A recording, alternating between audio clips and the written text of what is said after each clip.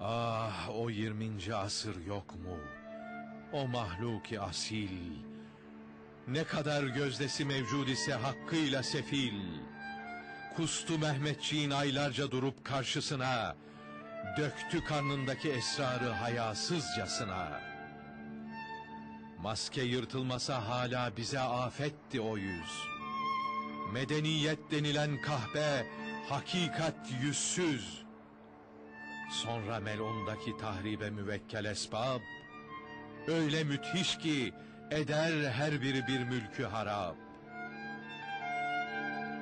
Öteden saikalar parçalıyor afakı, beriden zelzeleler kaldırıyor amakı.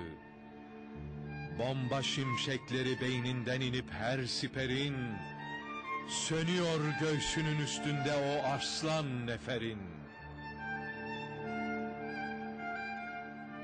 Yerin altında cehennem gibi binlerce lağım, atılan her lağımın yaktığı yüzlerce adam. Ölüm indirmede gökler, ölü püskürmede yer. O ne müthiş tipidir, savrulur enkazı beşer. Kafa, göz, gövde, bacak, kol, çene, parmak, el, ayak, boşanır sırtlara, vadilere sağanak sağanak. Saçıyor zırha bürünmüş de o namerd eller, yıldırım yaylımı tufanlar, alevden seller. Veriyor yangını durmuş da açık sinelere, sürü halinde gezerken sayısız tayyare. Top tüfekten daha sık, gülle yağan mermiler. Kahraman orduyu seyret ki bu tehdide güler. Ne çelik tabyalar ister, ne siner hasmından. Alınır kalamı göğsündeki kat kat iman. Hangi kuvvet onu haşa edecek kahrına ram? Çünkü tesisi ilahi o metin istihkam. Sarılır, indirilir mevki müstahkemler. Beşerin nazmini tevkif edemez sun-i beşer. Bu göğüslerse hüdanın ebedi serhaddi. O benim sun-i bediim, onu çiğnetme dedi. Asım'ın nesli diyordum ya, nesilmiş gerçek. İşte çiğnetmedi namusunu, çiğnetmeyecek. Şüheda gövdesi bir baksana dağlar taşlar. O rükû olmasa dünyada eğilmez başlar.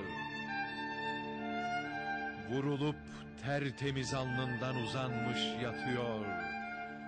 Bir hilal uğruna ya Rab ne güneşler batıyor. Ey bu topraklar için toprağa düşmüş asker. Gökten ecda dinerek öpse o pakanlı değer. Ne büyüksün ki kanın kurtarıyor tevhidi. Bedrin arslanları ancak bu kadar şanlıydı. Sana dar gelmeyecek makberi kimler kassın? Gömelim gel seni tarihe desem sığmazsın. Her cümerc ettiğin edvara da yetmez o kitap. Seni ancak ebediyetler eder istiyap. Bu taşındır diyerek Kabe'yi diksem başına, ruhumun vahyini duysam da geçirsem taşına, sonra gök kubbeyi alsam da rida namıyla, kanayan lahdine çeksem bütün ecramıyla. Mor bulutlarla açık türbene çatsam da tavan, 7 kandilli Süreyya'yı uzatsam oradan. Sen bu avizenin altında bürünmüş kanına, uzanırken Gece mehtabı getirsem yanına, türbedarın gibi ta fecre kadar bekletsem, gündüzün fecrile avizeni lebriz etsem, tüllenen mağribi akşamları sarsam yarana, yine bir şey yapabildim diyemem hatırana. Sen ki son ehli salibin kırarak savletini, şarkın en sevgili sultanı Salahaddin'i, kılıç arslan gibi iclaline ettin hayran. Sen ki İslam'ı kuşatmış boğuyorken hüsran, o demir çemberi göğsünde kırıp parçaladın.